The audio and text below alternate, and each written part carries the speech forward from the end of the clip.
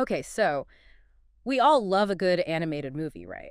But have you ever stopped to think about, like, what goes on behind the scenes? How do they get those characters to move so realistically and create those incredible worlds? It's definitely more than meets the eye, that's for sure. It totally is. And the material you've all sent over on Big Hero 6, it's got me thinking about that. It's not just a fun story, it's like technologically amazing. Absolutely. It's a perfect example of how artistry and technology come together in animation. It really pushed boundaries. Totally. Like, let's talk about Baymax for a second. He's this big, inflatable robot, right? But he doesn't move like a clunky robot. He's so fluid, so believable. How'd they do that? I saw something in the stuff you sent about simulation software, something about making inflatable things look real on screen. Yeah, it's incredible. Animating an inflatable object, it's not as easy as you might think.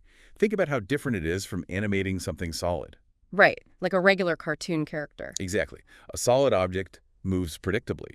But with something inflatable, like Baymax, it's a whole other ballgame. You've got to factor in things like air pressure, how the material stretches and bends. It's really complex. So did they, like, invent new technology for this? They really did. They actually developed a program specifically for Big Hero 6 called Habanero. It's pretty groundbreaking. Habanero. Okay, tell me more. How does it work? So basically, they use this software to break down Baymax's body, which is inflatable, remember, into thousands of tiny virtual points. Then the software simulates how these points interact, based on the laws of physics, air pressure, gravity, even when Baymax bumps into things. The software takes it all into account. Wow, so all those little wobbles and jiggles, those are all thanks to Habanero. That's right. And it's that attention to detail, those realistic movements, that really makes Baymax so believable and, let's be honest, completely adorable. It's what gives him that emotional depth. He really is the best big inflatable friend a guy could ask for. But speaking of impressive visuals, let's talk about San Fransokyo, the city where Big Hero 6 takes place. I mean, it's this amazing blend of San Francisco and Tokyo, right?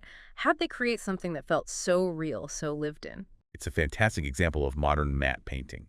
They basically create these incredibly detailed, realistic paintings, but digitally on the computer. Digital matte paintings, so that's how they did it. Exactly. So it's not a new technique, but Big Hero 6 really takes it to the next level.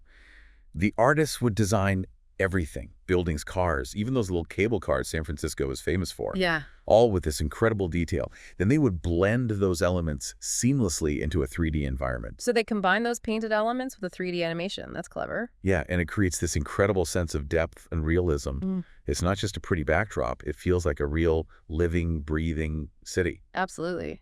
You really feel like you could walk down those streets and experience that fusion of East meets West. And you know what else really brings Big Hero 6 to life? Those little details, the micro animations. Oh, absolutely. The micro animations are key. Like when Baymax stands hero and you see those subtle expressions flit across his digital face, it's amazing. It's those little things that make all the difference. Think of it this way. Yeah. In live-action movies, you have actors, right?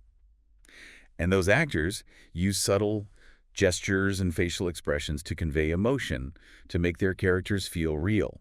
Microanimations are animation's way of doing the same thing. So it's like the animators are actors in a way. Exactly. And in Big Hero 6, you see it everywhere. The way Hero's hair moves when he walks, the rustle of clothing, the way light reflects off of Baymax's smooth vinyl surface.